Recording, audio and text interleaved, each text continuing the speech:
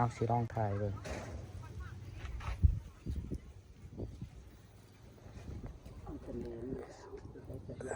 เอื่อยคล้ายปิ่งกับปอมดูเอื่อยปิ่งกระปรามเต๋อปิ่งกระปรามหน่อยลูกเล่นกระปรามลูกเกียร์ก่อยใส่บักม่วงแตกเลยใส่ก็กินเบาแซ่แอบไพ่สิบงามคือน้องก็กินก่อยกระป๋อมเซยได้น้องบริติได้น้องกินเบิดฉันยิ่งได้คนนี้มันเหลือกินพวกกีฬาน่ะเหลือกินคนงามนะเขากินทุกอย่างเลยคนงามเขากินทุกอย่างเลยเขาบ่เหลือกินเด้อหายากน้ำได้พี่น้องกลัวสิได้กินนั่นโมเมนต์สิเรื่องง่ายๆตากแดดนาแลนนากำกลัวสิได้แต่ละตัวยางหอบประเทศฮะมึงกินอยู่คนงามนะเขาบ่เหลือมันกินอยู่อ๋อข่อยนี่แห้งมากพี่น้องข่อยมากอลีในน้อยๆก็เลยจ่อไข่ในใจข่อยอยากกินต้มงูสิงขุนต้มสัว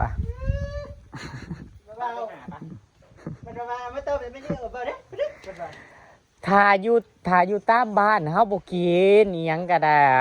ถ้าเอาอยู่ป่าอยู่ดงมาน่ะเฮ็ดให้เฮากิน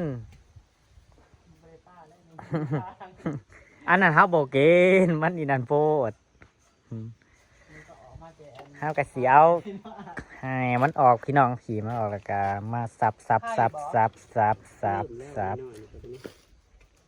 เงาะมันบ่ใหญ่เลยมันตัวแม่มันก็มืดใหญ่ขึ้นอันนี้คือจะปิ่งชุกแล้วบ่เฮ้ยบ่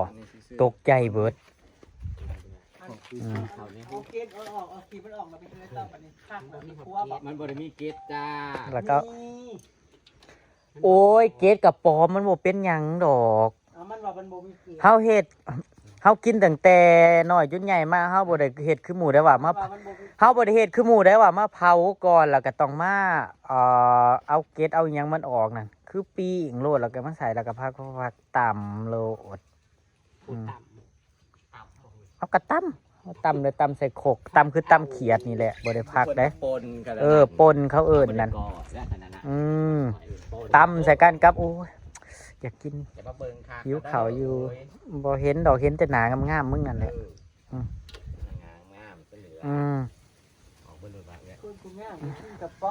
คนงามนี่กินทุกอย่างเนาะ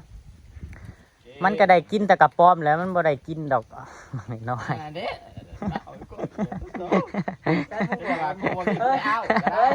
แต่มึงบอกว่ามึงสิไปนั่ง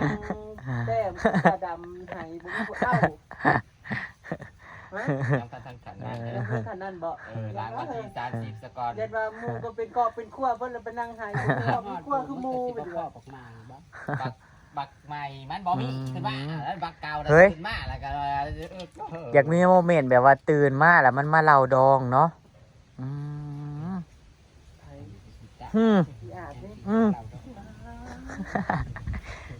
เฮ้ยตื่นมาแล้วเก่าผมคือสีหน้าเรามันขาวจนบ่เฮ้ยบ่ให้มันเก่าผมหรอกมันเห็ดผมทรงสันๆนี่แหละเฮ้ยถ้าแก้มแดงๆเอาเจ้าสาวหยุกใหม่เฮ้ยผมสั่นบ่ต้องเกาโอ้บ่แล้วเว้ยมีสภาพเห็นเบิดแล้วเนาะนี่เด้เพื่อนเจ้าสาวนั่นนี่คุณอย่ามาซูนฉันนะเพื่อนเจ้าสาวนี่นั่งอยู่นี่เพิ่นตู้มูนั่นหน้าคือพี่ซูนจ้ะไม่ใช่ซูมมันหน่อยซูนมันหน่อยซูนอย่าแพ้จูเอาเด้อถือปัดจ่องเด้อกดจับตายแล้วเนาะมีของนะชุ่มเจ้าคือบอกอีนั้นลงไปเล่นบ้านส่วนซาดาลงไปเล่นบ้านเราอยากไปอยู่ดีเนาะไปเล่นบ้านซาดาบ้านเขาเนี่ยโอ้ยเขาไปน้ำข้นหูจักเขาบ่ได้ไปซุ้ม4ซุ้ม5เขาบ่ได้เฮ็ดขนาดนั้นดอกเห็นว่าก็ได้ได้สำนี้ไปปิ่งต่อพี่น้องเขาก็บ่ได้อีนั่นค่ะเอากระซามเพื่อว่า เพิ่นน่ะก็ได้ ข้าวกระยางมันสุกมันนี่ เพราะกูอยากเจ็บหัวได้สิบัดนี้เอากูอยากเจ็บหัวสิกูก็เจ็บหัว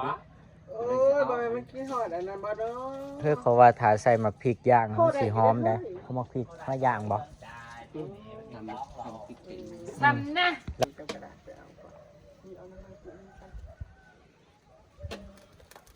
คำบาทละ80,000จ้า คำบาทละ80,000เด้อ80,000ปลาย ซ้ำนะจะมีเงินซื้อ ตามเท่า จะ นั้น มีอยู่แล้วแต่จะไม่ซื้อ จุ๊บ มีอยู่หับจุ๊บ เนี่ยเนาะ มันมีตั้ง40 ล้านแล้วนะ 50ก็ล้านบอกว่า 55 ล้าน80,000 ปิ้งแหมๆจักหน่อยพี่น้องปิ้งให้มันแหมมันสุก ถ้าเป็นผู้เต้นหน้าโอ้ยมือนะบักต้อง ม่วงเดี๋ยวสิซับมักม่วง มือนี่นะ บ่สมดอกมันบ่สม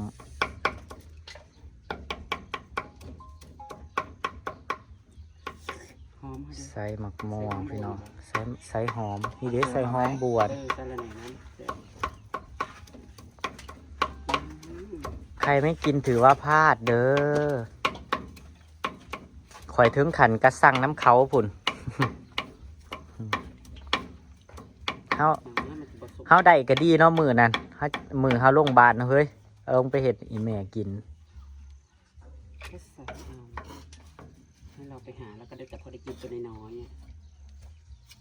เขาปอเป็ดนะเนาะเขาน่ะ เอาเลยเลาะ เนี่ยเอ้ยมันกระไดกันมันกรอบเบิด คือบ่เอาผ้าอีโตะพุ่นผ้าอีโตะอยู่ ในดวงตราปุ้ยเชียน มันตัวน้อยเลยมันแห้งมันกรอบมันบ่คือกับ เจ้าปิ้งแหงโพด มันบ่มีตัวใหญ่เลยน้อง มันบ่มีตัวใหญ่มันได้แต่ตัวน้อยๆแหมพี่น้อง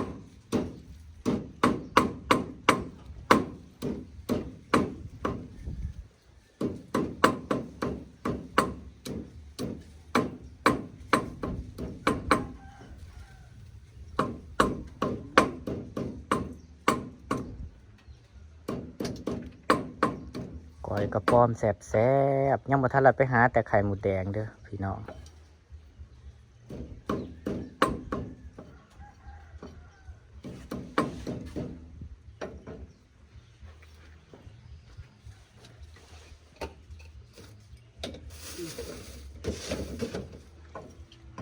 หิวข้าวพอดีหิวข้าวพอดี คือบอกเอาปลากระป๋องมาสมทบเนี่ยว่าอุ้ยปลาสองเท่าหันเดี มาย่างหรือไม่เอื้อ ไม่ย่างแม่นปลาสองเท่านะ ใส่ นี่เด้หอยอยู่ ไว้ในใส่ จะไว้ในใส่ซะ ดี คือเขาว่ามันแพง สบายสบาย เอามาแล้วมันขายยากเขาว่าเห็นเขาว่าได้ สวัสดี แม่ จ้าน พี่น้องไม่ได้นอนแต่รับโหลด ของสองเท่าพี่น้อง กระป๋อง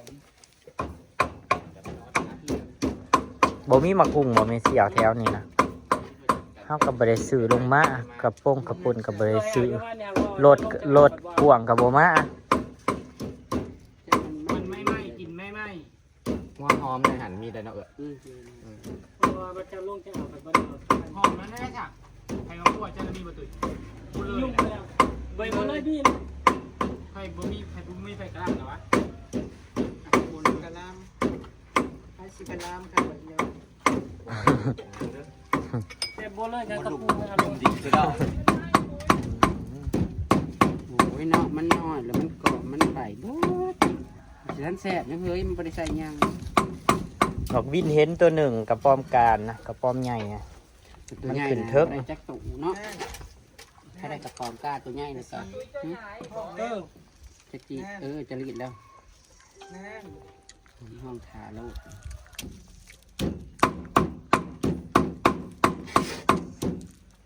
เข้าใส่ประตูไปไม่ได้เลยได้เนี่ยกุ๊กนึงเลย เก็บกินป่นดีเนาะ จะดีห้องแล้ว ห้องแล้ว เด้ห้องแล้วบัดนี้พี่น้องจักรจันทร์ห้องแล้วเอ้ยแม่งอี ประสานเสียงดีดี สมอรับ ตุ้ยใหม่เลยตุ้ย อืม เอาไป หรือว่าสิพักป้าใช้น้ำบ่เมเสียวตุยเราบ่กินเราบ่กินกระป๋อม เจ้าบ่กินจ้า เลยนี้เดียวนึงโอ้ ใช่โลด แข่งขามันเด้เฮ้ย ก็มันยังไม่ทำเลยเอาทำไม่ได้ ถ้าเป็นไปตีแต่ไม่อีตัวเดียวนี่มากินให้มันแล้วตัวเดียวได้ห้องละอายุ เห็นว่ามันห่ออันนี้บันนังเรียนเบิ่งหลายตัวอยู่เด้อ นี่เด้แลนตั้มคือตั้มค้างเนี่ยเอามาปีเอง มันมาโอ้ยเขากินแล้วแต่เก่า เฮ้ย ช่วงเขาอะ เฮ้ย คนว่าอนาถา คนลูกเด้ กินรีบบอกเขามาปล่อยลงโลด คนลูกได้ปู่เอ้ยเบาน้ำเรากินขี้จีอำ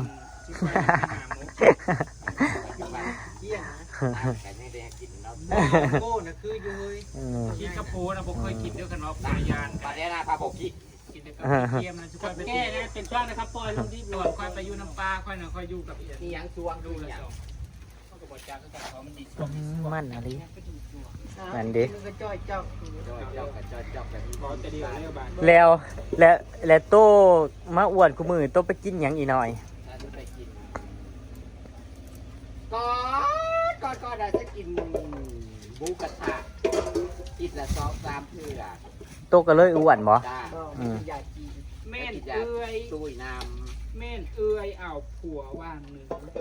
แอนแมนบอกยังบ่ซื้อ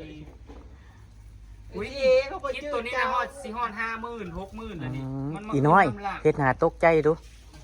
เฮ็ดหน้าตกใจ ที่ คิ แต่ ด ว่า มัน มัน ขึ้น เห็นเขาเซ่เห็นตัวนี้เขาว่ามันถามขึ้นมาอีกมันแต่ว่าตัวนี้นะมันเป็นเดือนเขาลงคลิปตัวนี้นะ มึงบ่ยินดีน้ำมันหรอก ำว่าจะซื้อจอดก็ แล้วบางใครจนสีบ้านได้ลูกแล้วเขาก็มาถาม มาถามมื้อนี้แหม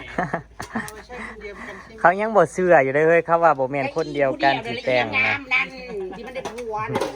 บ่แม่นผู้นี้บ่เจ้าสาวมือนั่นน่ะผู้นี้นี่อันเนี้ยเพื่อนเจ้าสาวนี่ เขาก็ ฮะ แปลให้ค่อยว่าค่อยแต่งงาน นะได้สำเนียงไป ธร นะ รมราช กระป๋อมได้สำเนียง เจ้าเช้าคนละนอนบนตื่นก็เริ่มบริแต่งชุด เขาว่าบาลิโอแต่งกับเจอมาล่าเย่ดีใจด้วยนะ แต่งกันแล้วเขา ได้ ว่า มะม่วงมาใส่พอดีนะคะ อืมอันนี้เฮ้ยผักใส่ไหม ก้อย ตัวหนึ่ง ใส่กระป๋องนั่นแหละ ไก่บักม่วงได้พี่น้องเลยบางนั้นนี่นั่นเดียวมันก็ได้ลายนะเฮ้ยขนาดใส่ผักตีนแห้งก็ได้ลาย นี่ทางการหอมลงละลายมันจะแซ่บเลย ก้อยผม ของ เนี่ย กำลังดูกาลโอ้ย น้ำปลามีแบบน้ำ มี ปลา จ้าน้ำปลามีจ้าก ระป้อมน่ะก็มักมาอยู่ใกล้ๆแถวเพื่อน ข้างในนะ คนนี่พี่น้อง มันยัง แถวเพื่อนคนนั่นล่ะมักมาอยู่ น้ำปลาอยู่ใส่เนาะน้ำปลาบะห มี มี่ ปลาเพิ่นแล้วก็ว่า ใส่ปลาแดกเอาน่ะก็ ใช่ประเด็กกระชอบ ก็ขัวคนนี้ ที่ขับหัวมีเนาะ มีอยู่ก็เอาพริกข้าวขวดแล้วเอาพริกนี่ให้หมดแต่บ่ขวด มาจียาตามรถ ขั้นยังไงมันเป็นน้ำและข้างน้ำขึ้นสักหน่อย ให้มันพดบกถู ให้มันจะเข้ม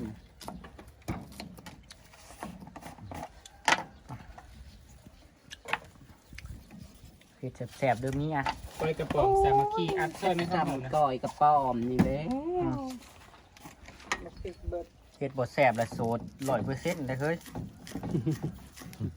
เฉพาะ เอาว่ามีพริกขัวบ่ โสดเลยโสด100%อีน้อยมึงอ่ะโสด100%อยู่มื้อนี้ โอ้ 100%บ่ 100%จ้า พริกขัวเบิดบ่เมื่อแล้วก็มา เจียว ปล่อยไหม เจียว บ่อันนี้จี้เอามาเพชรนี่ก็ได้ต่ำได้ สูตร100%ได้ เจ้าคือมักปลาแสบแท้โสด100%เด้ออาร์ตีสว่างจ้าไผสิจีบก็จีบไผสิเอาไปเลี้ยงก็เอาไปเลี้ยงได้นางโสด100% จ้า เอาไปเลี้ยงแน่ ยังได้จะกินแต่หัวอาหาร เลี้ยงก็บ่ได้เปลืองเพิ่นได้ดอก เดี๋ยวใส่จานตัวมะม่วงเลยนะ ได้เปลืองดอกพี่น้องเอ้ย ใส่แนวขวานเฮ้ย มีก็กินบ่มีก็อยู่เนาะอีน้อย มีก็กินบ่มีก็กิน จะแม่เราเบิดประโยชน์อะตีทีมตีกว้างอยู่นะ มันหอน เจ้าชิจัก เจ้ามือจับบ่ เด็กขี้เป็นเด้อ ขี้ไม่ได้ไปหาบ่ทันมันอยากใช้งานก่อน มันจะตีมีก้อนโล ในใจมันเละผัวบ่จักน่ะ ก้อยกระป๋อม เด้อ ก้อยกับป๋อม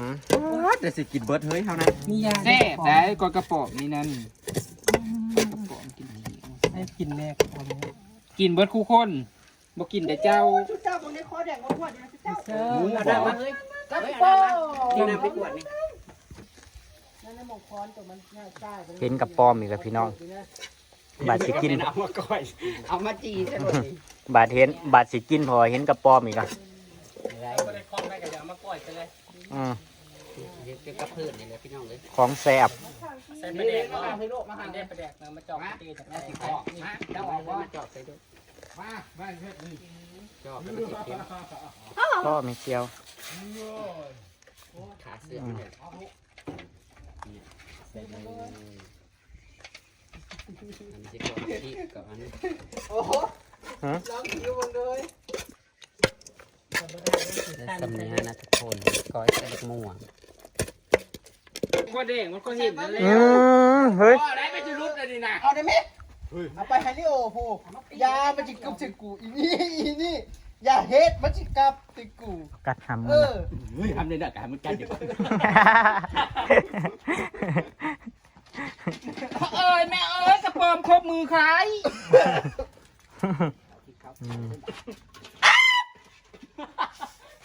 สวัสดีเป็นเดฟ จะมาห้องคุณเป็นยิ่งไก่เนาะ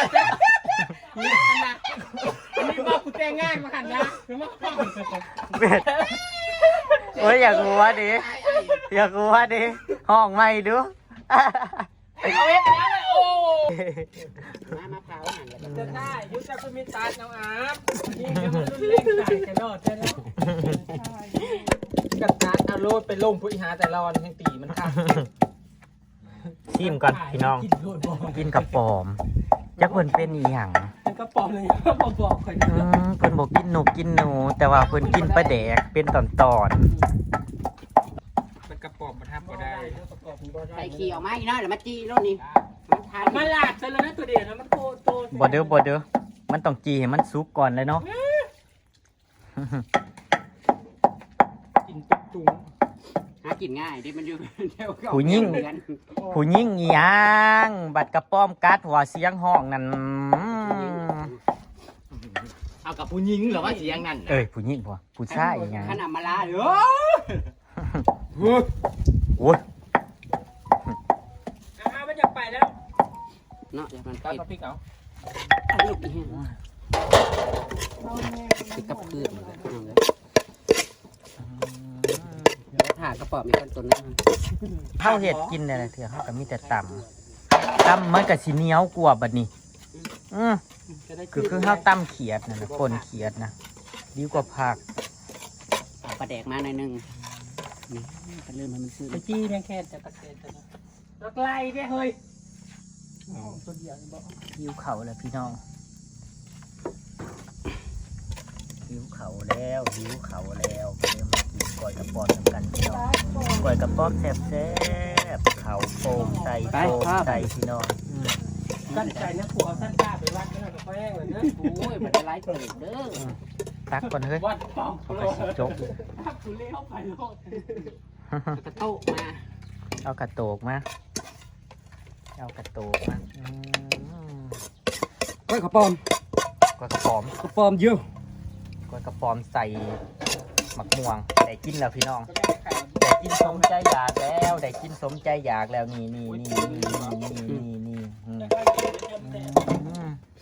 กินหน้าบ้านเหรอ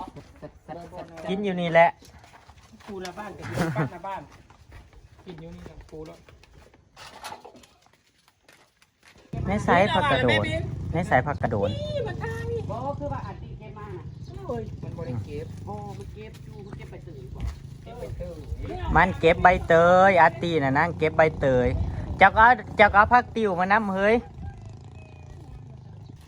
เก็บผักกระโดนพี่น้องมากินกับ กระโดดแล้วก็กิน อันเด้ผักติวงะต้นน่ะเฮ้ยผักกระโดนขางๆเฮือนนี่แหละพี่น้องผักกระโดนผักติวโอ้ยสะออนเด้พี่น้องช่วงนี้ผักติวงามคักมาเอาไปสูบเนี่ยเด้อพี่น้องผู้ใดอยากกินนะมาเอาไปสูบเนี่ยบ่ต้องซื้อบ่ต้องอิหยังพี่น้องบ่ได้ตายอยากพักช่วงนี้พี่น้องงามเบิ่งเนี่ยผักกระโดนน่ะก็ยอดงามพี่น้องไปพี่น้องกำลาพาจากพี่น้องตามคลิปหน้าเด้อพี่น้องเด้อขอบคุณทุกการรับชมเด้อขอบคุณทุกกำลังใจทุกคอมเมนต์เนาะพี่น้องเนาะ อ่านทุกคอมเมนต์เด้ออาจสิตอบซาแน่น้อยหนึ่งเด้อส่วงนี้อาจสิได้ตอบคอมเมนต์ซาแน่น้อยหนึ่งก็บ่ว่ากันเด้อขอโทษขออภัยเด้อผิดพลาดประการใดกันเนาะพี่น้องจ้าเบิ่งแนงามแห้งพี่น้อง สบายดีจ้า ไปแล้วพี่น้องสวัสดีครับผมคำพูดใดวาจาใดพูดไปไม่เพราะไม่ไพเราะบอกเขาหูไผกัดกราบขอโทษขอไฟไว้หน้าที่นี้ด้วยเด้อพี่น้องเด้อไปแล้วพี่น้องสวัสดีครับผม